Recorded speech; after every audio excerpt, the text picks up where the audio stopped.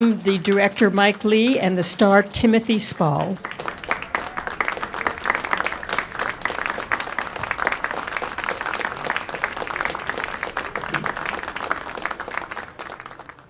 Good evening. Good evening. I wanted to start actually by reading words that you, Mike Leigh, have written yourself, where you say, "I have turned the camera around on ourselves, we who try to be artists with all the struggles our calling demands." Tell me why coming back to an artist and coming to Mr. Turner interested you. Well, I think he interests me anyway, apart from the thing of turning the camera around on us. I think the paintings are where I started, which are fantastic. And I've spent a long time really enjoying them and loving them, really. And it just seemed that to me that there was a story to be told about the painter, especially when I just started to find out about him. Fascinating guy, really. For me, what's interesting is when I talk about turning the camera around, and it's a thing we did on Topsy Turvy as well. Yes. It's just that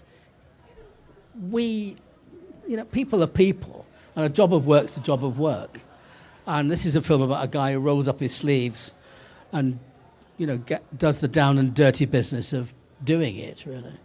And so, of course, you could say it's about a genius, it's about a clairvoyant in some way, but actually the real thing is a person like we are, and I think what's interesting about, why I'm driven to make films anyway, is to look at people, real people, the way we are, So I wanted to talk actually to Tim Spall, who today won the New York Film Critics Circle Award for Best Actor.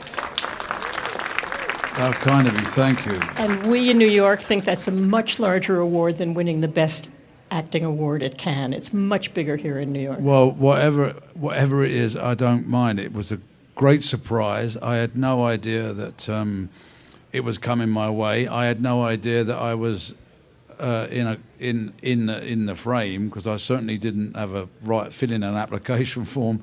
So to be told that I'd won an award was an absolute delight. And the New York Film Critics Awards they're an august body. So they are an august body. Yeah. Yeah. So speaking of august bodies, Mr. Turner was a member of the Academy. He ruffled people. How did you learn to embody this guy who is both cantankerous and mean sometimes, and not caring about other people's feelings, and yet having such great heart? Well, the way that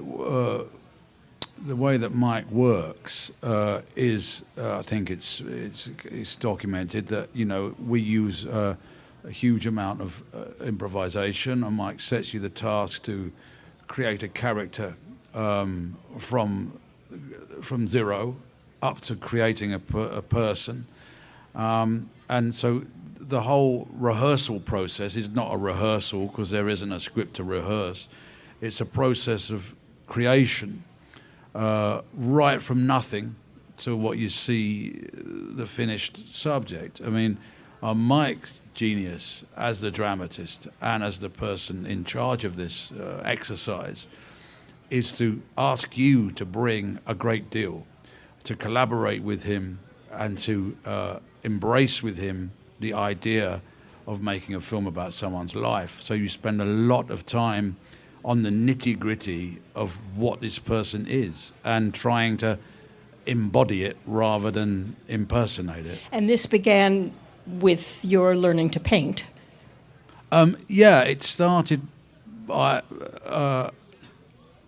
phoned Mike because I was sitting outside this pub in central London in Covent Garden, feeling a bit sorry for myself, and I looked up and there was a plaque up and it said JMW Turner was born here in 1775 above his father's barber shop.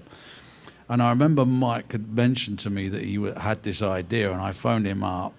He wasn't there, but then he phoned me back and said, "What are you doing?" I said, "I'm just wandering around, failing to be enigmatic."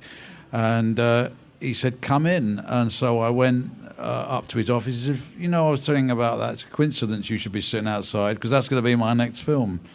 And would you like, do me the great favour, because it's not going to be for 3 years of learning how to paint." So I said, "Yeah." And I did. And I was taught by a great guy. I got up to the standard of Turner when he was about 8 or 9. Months old. Fun? Months old. Yeah, 8 or 9 months old, yeah.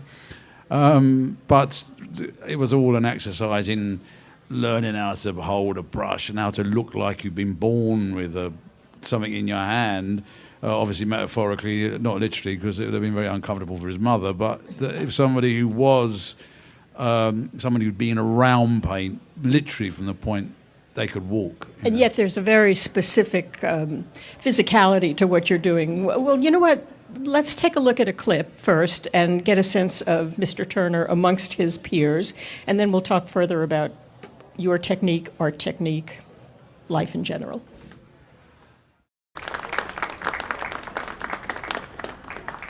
It's like you're covering all of society in that one room. There's the entire breadth of what it means to be an artist in that room, or an artist of that kind. Yeah, it was a club, you know, and at that time, there were no women. There were when it started in the 18th century, a few, but at this stage, and later, of course, there were. So it was a club. The interesting thing is that people assume that Turner was the only working class person with working class, but he wasn't. Actually, quite a lot of them were. A lot of them were from artisan backgrounds, weren't they? But it was a club, you know. And Turner was both an insider, wasn't he, and an outsider. He was very much part of it. He'd been admitted when he was 14, so he was very much part of the thing. But at the same time, they all knew he was better. You could see them respecting him, deferring to him. Yeah, I think it's sort of the old saying that they'd rather have had him inside the tent pissing out than outside pissing in, really, you know. One of the things that's striking in the movie is his relationship to his father, and the intensity of that, and what it meant to him, practically more than anyone else in his life, it would appear. Indeed, that is in fact true. Yeah, I think that a lot of that came out of how we, you know, about fact. I mean, it is written in many different books, biographies, that they did have this very special relationship. And it was also written that he was completely heartbroken at his death. Quite a lot of the relationship was revolved around a character who's not actually in this, as far as I'm concerned. And we talked about her a lot, and she informs a lot about their relationship and a lot about how Turner internally is made, and that's his mother. You know, she's only really referred to on his father's deathbed, but she was an enormous influence on him through the lack of her ability, poor thing, because she would have been diagnosed as being having a very serious mental condition, which would have been helped through drugs, but then she was just known as a raving lunatic. And they actually eventually had her incarcerated in St. Beverly Hem's Hospital, which is Bedlam. And I think this relationship caused the big scar in him that was also the motor for whatever another motor within this implosive soul he had. You know. Because you could also see his relationship to women was troubled, let's say, in all of them. I think it's... Not in all of them, no. No, yeah. except for Mrs... yes, except for the lovely, warm relationship he had with... Mrs. Booth. That's the one. Yeah, I think he was a very uncompromising man in many different ways, and a very, you know, it's your job, especially when you're working with Mike, to create a character that's got all of its faults on display as much as its attractive qualities. You know, when you work with Mike, your job is to serve the character. serve it absolutely with all of its foulness as well as its glory. And that was one of the very intriguing, challenging things, that we were encountering a man of massive contradiction. And one of the ways you express it, as you will see, has been pointed out, is through the guttural sounds that he makes that are not exactly language, but they are almost like emissions of what's going on inside of him. Yeah, exactly. I think they grew organically as we were developing the character, that it's somebody who could say a million things but doesn't say anything. If anything, he's feeling it. It's a representation of somebody feeling a million things, but there's not enough for him to be able to say. So, in a sense, that's his emotional language. His intellectual language is actually via his hand and his paint rather than anything. Speaking of his hand and his paint, let's take a look at this other clip, which you will see, the hand at work. Did your teacher teach you to spit? No, that came naturally, yeah.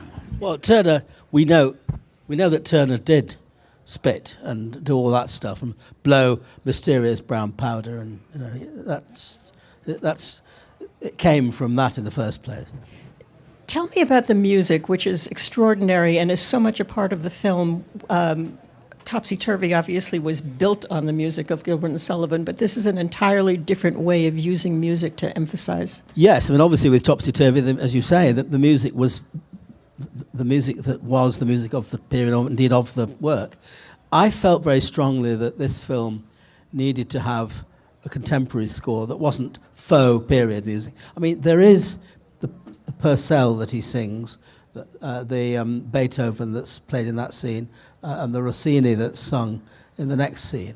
But it felt that it needed a different sort of sound. Gary Yershon is a great composer. He's done the music for all my more recent films. And he agreed. And who could have thought that the score for a period film about Turner, that the principal sound would be 5 saxophones, because that's what it is. And I think it's a wonderful score. One of the important things about it, apart from the sound itself, which somehow comes out of the sense of the spirit of Turner, his paintings, is also that we're quite spare with it. It's not slapped all over the film like so many movies do, like vinaigrette dressing. I mean, it's spare, and it doesn't happen all the time, so that the silences are important, and the music, when it happens, earns its keep.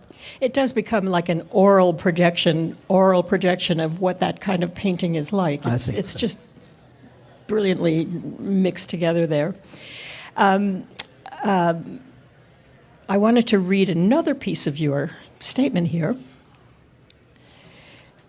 Mr. Turner is about the tensions and contrasts between this very mortal man and his timeless work, between his fragility and his strength. It is also an attempt to evoke the dramatic changes in his world over the last quarter century of his life. In Topsy Turvy, you also managed to talk about the changing world through the course of what these musicians were about. Tell me, could you talk a little bit more about that? Well, actually, I thought you were going to say, in Topsy Turvy, they're kind of fascinated by telephones and fountain pens and those things. And here Turner is confronted by photography, and trains start running during the course of the film. And spectrum of light and time. I went to the Reykjavik Film Festival a few weeks ago, and they took us, some filmmakers, took us out around Iceland, and we went to this place where the tectonic plates didn't connect. You've been, obviously. And that area there between the tectonic plates is where the Vikings used to have their parliament 1,000 years ago. And we were talking about this, and they said, they used to come from all over the island and have the parliamentary, hold the parliament. And I said, how did they know when to come? And out of the discussion that then took place, we wound up asking ourselves the following question, which was, how did we make films 20 years ago when we didn't have cell phones? How did we do anything before there were cell phones? How did we do anything before computers? How did anyone achieve anything? And I'm talking about something that many of us here are old enough to have seen all those changes happen apparently quite recently. So I'm fascinated by the way that life changes, things change, just by the sheer speed of progress and development. And that is something that is going on in this film because it runs from 1825 to 1851. And although there are a whole bunch of other things happening, and the central event is Turner growing older and becoming more radical in his painting and various things happening to him doing various things. Nevertheless, that sense of change, that fluid picture that we've made of that change happening is an important implicit element in the film. There's also a beautiful scene where there is an in-the-house concert and there's a girl singing, and the audience is as engaged as if we were watching the most spectacular action movie. That was the entertainment of the night. Yes. And the words or the naughtiness of some of the lyrics just made grown men laugh and be completely thrilled. And that was such a specific little detail to show what the entertainment was. Exactly. I would imagine that you shot many more scenes than we see here. No, actually. No? There are one or two. No, pretty much what we shot is what you see, really. Because the specifics of when you see a woman playing a keyboard or when you see that music adds an entirely different aspect to Turner than seeing him painting. Was there anything that was hard to capture for you that you were just not satisfied with? It's a difficult question. I don't know. I mean, I don't know what the answer to that is. Is there anything? Well, I think because of the budgetary restraints, you wanted to go to Venice. Yes. Didn't you? Yeah. I mean, it's remarkable. I think that, you know, when the only way I can be objective about this is look at the film as a whole. I can't be objective about my thing in it. But this film, we had to. You know, I don't know whether I'm allowed to say how much it cost, but it cost under. It cost £8.5 million. Yeah, so about $11 million, and you know, nowadays for something with a cast of 70, a period piece, and something that is so beautifully shot, technically, is quite remarkable. And I think, in a sense, the whole fact that the film exists the way it does is a bit of a miracle. So, and what Mike's genius has done really in the way he's realised it is that you don't know what the heart doesn't see, the mind doesn't grieve about, whatever the saying is. I can't remember what it is, but you know, I think you get the gist. Now, you have worked together on 5 films? 6 films 6. and 1 theatre play, yeah. At this point, can you give a certain raise of an eyebrow and you would understand, or other way around? Is there a shorthand communication that... I think, without trying to sound mystical or in any way misleading about this, the privilege and the pleasure of working with somebody over a long time, and it happens always with the way that Mike runs the preparation for a film, is that because you become, it gets everybody to pull so assiduously on the same rope and think as much as possibly on the same subject, that there is, and I'm not going to be mystical about that, grows a kind of telepathy, because everybody is pretty much aware on what this elusive thing we're looking for is. So there is a kind of telepathy that happens within it. That's, and I suppose if you've been doing it for 33 years, okay, not every day, but there's going to be a certain amount which I wouldn't be able to pinpoint exactly, but I don't know is the answer. And then going into it, when you are first starting to explore finding your way into Mr. Turner, did you take wrong turns that you first thought, oh, it's going to be like this, and then you realized this is not working? Well, you know, can I answer that? This is, with any character working the way we do, it's complex. With this character, it's very complex indeed. So, I mean, it's experimental. It's truly experimental, and therefore, by definition, experimental means right turns and wrong turns and trying things, and some things work and some things fall by the wayside and other things grow into other things, and so that's what it's about. And of course the whole of this film, like all of my films, which start life with no script, and there never is actually a document called a script, though it's what we arrive at is very precise and what we shot through rehearsal.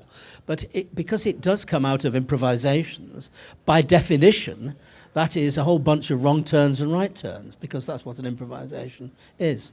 Yeah, and to illustrate that, really, what presented itself, and it's only really working in this way, and with Mike's invention, that you can triumph over something that was originally, the more we discovered about Turner, the more contradictory he was, and the more contradictory reports there was of him.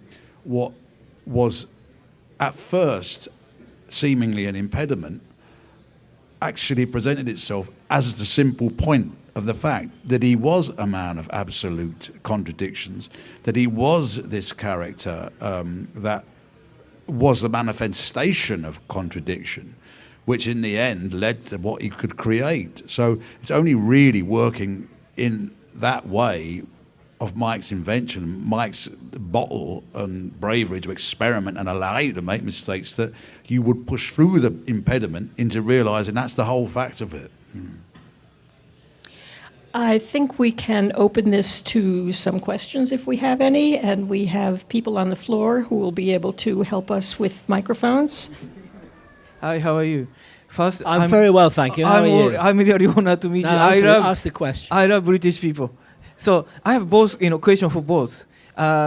First, Mike, your movie is always fantastic. I love Secrets and Lies and Bella Drake. So I believe so many people. You inspired so many people. But who inspired you? Like, or your imagination, original, then sorry, I have a question for you too. Okay, sorry, one at a time. So how many questions do you okay, quickly. You look by the sharp. You look like a winner, and you won best, actor. Say congratulations. Yeah. Oh, thank you very much. Then sorry, I'm Japanese. I heard you went to Japan for Last Samurai. Then you spoke Japanese too. How was making, movie in Japan? So we're going to do Thank one you so question much. at a time. You answer your question first. I can answer that simply. We went to Japan very briefly on The Last Samurai, and I did have to do an entire speech, which is about 23 lines in Japanese, but it took me 6 weeks to learn them. And as soon as I'd done the scene, I can't remember any of it. So again, it's the old saying, there's nothing like the knowledge of being hanged in the morning to concentrate the mind wonderfully. So, Yes. Ozu.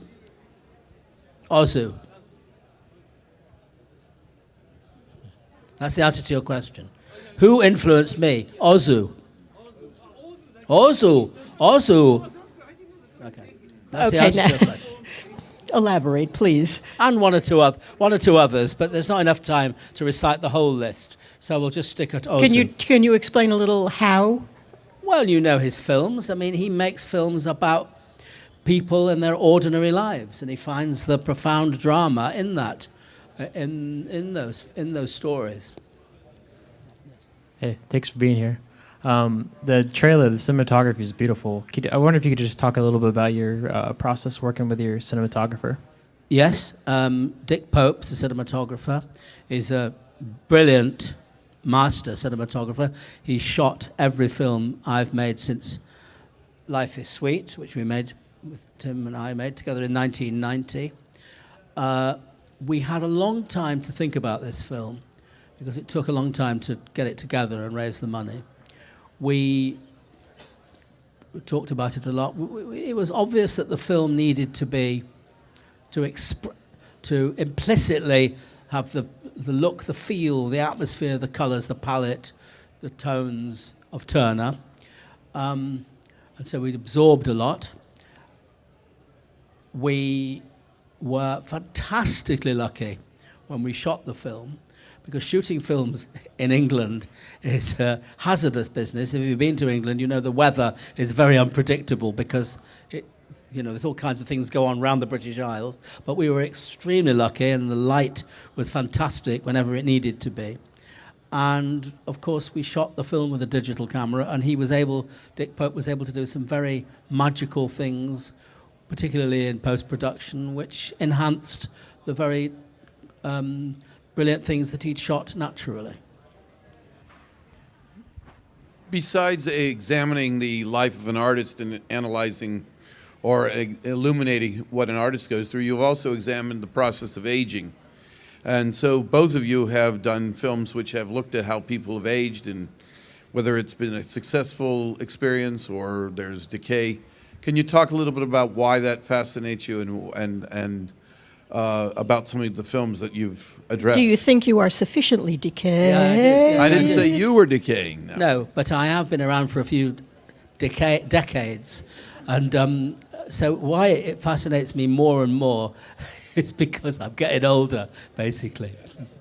I mean, look, the serious answer to the question is, I try and make films about life, which is about living and dying and growing old and being babies and having babies and having children and being parents and parents dying and, wanting children and not wanting them and all kinds of stuff and work and surviving and, sex and all kinds of things that our life is about. And one of the things that life is about is growing old. But I've also made films about being young, to me, it's all out there to explore, really.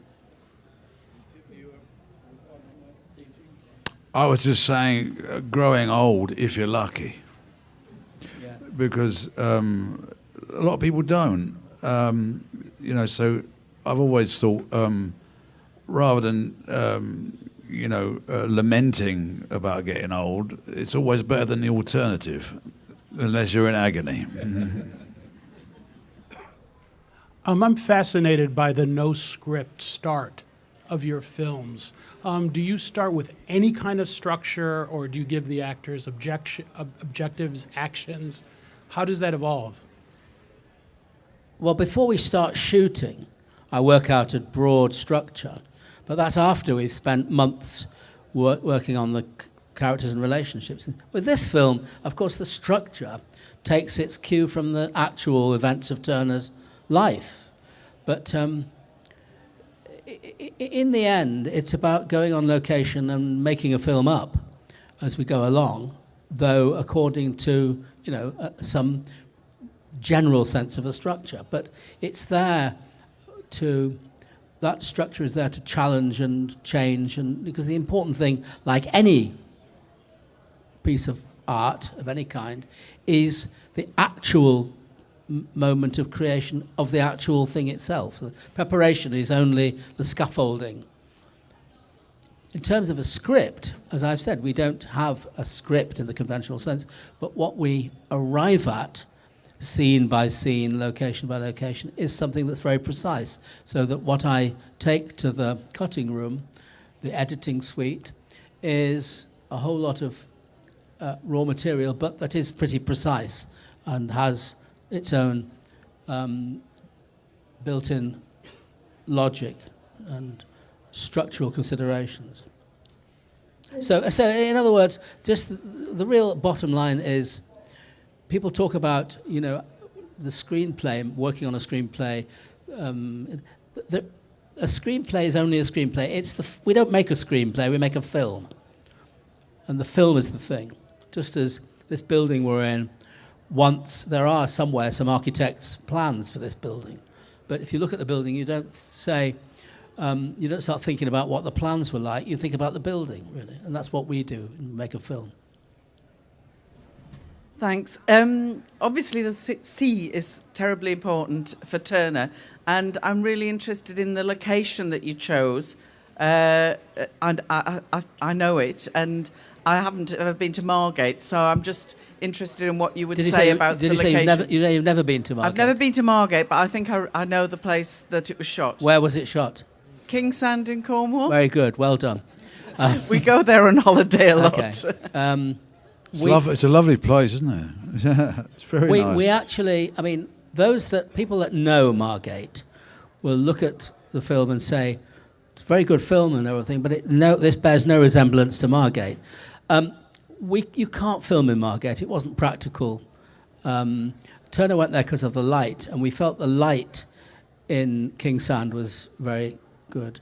But yeah, I think you've answered your own question. That's where it was, yes. But also, the Margate now doesn't look anything like the Margate of then. Margate has developed over the years, and it's become a big, it's rather broken down, once very popular seaside resort. I mean, it's re-emerging now, ironically, because it's got the Turner Centre. It's got a gallery there, which is obviously an homage to him, but it's also where he worked. And I mean, there still is amazing light in Thanet. It's just that, as I say, Margate does not look like. So we had to find somewhere that looked like Margate then, you know. Vaguely. Vaguely, yeah. Hi there. My question is regarding the improvisation. Being that this was a historical, real character, real person, was there any restrictions regarding how far you were, as an actor, allowed yourself to go with the improv? And also, regards to the director, did you allow the actors, how far did you let the actors go with regards to the improvisation without losing who really Mr. Turner was and how you want the character to be? You know, the fact is this. You can research for 1,000,000 years. You can read everything that was ever written about it, but you've still got to make it come to life in an organic way in front of the camera. So don't get confused by the notion of the improvisation. It's not about randomly ad-libbing a script. It's about a way of bringing characters to life in a real way and in a three-dimensional way. And part of what happened with this particular project was that the actors, Tim not least, are very good at getting the spirit, the feel of 19th century language. I mean, Tim has actually read a lot of Dickens. He's actually good at 19th century. And a lot of these actors, you know, so they could get into character and actually improvise in a pretty accurate way. But then we never film improvisations. We then work on the script through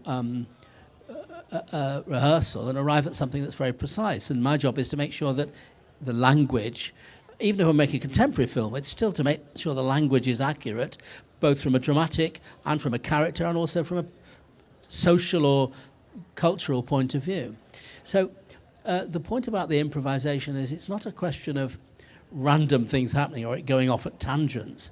It's a way of making it solid and real, and from which we can then distill something that is precise. I just want to say again, congratulations to Tim Spall today for the award that you've gotten. Thank you to Mike Leigh and Timothy Spall for coming here. Well, I certainly wouldn't have got it without this gentleman's... Well, good team. No, but I certainly wouldn't have made the film without him in it. So there you go. It's love. Thank you so much. Absolute delight. And, you know, the New York Film Critic Awards is they're an august body. So they are an august body. Yeah. Yeah. So speaking of august bodies, Mr. Turner was a member of the Academy. He ruffled people. How did you learn to embody this guy who is both cantankerous and mean sometimes, and not caring about other people's feelings, and yet having such great heart? Well, the way... The director, Mike Leigh, and the star, Timothy Spall.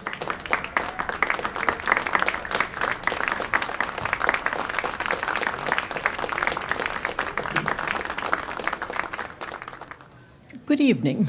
Good evening. I wanted to start actually by reading words that you, Mike Leigh, have written yourself, where you say, I have turned the camera around on ourselves, we who try to be artists with all the struggles our calling demands. Tell me why coming back to an artist and coming to Mr. Turner interested you. Here we are, you know. So I wanted to talk actually to Tim Spall, who today won the New York Film Critics Circle Award for Best Actor.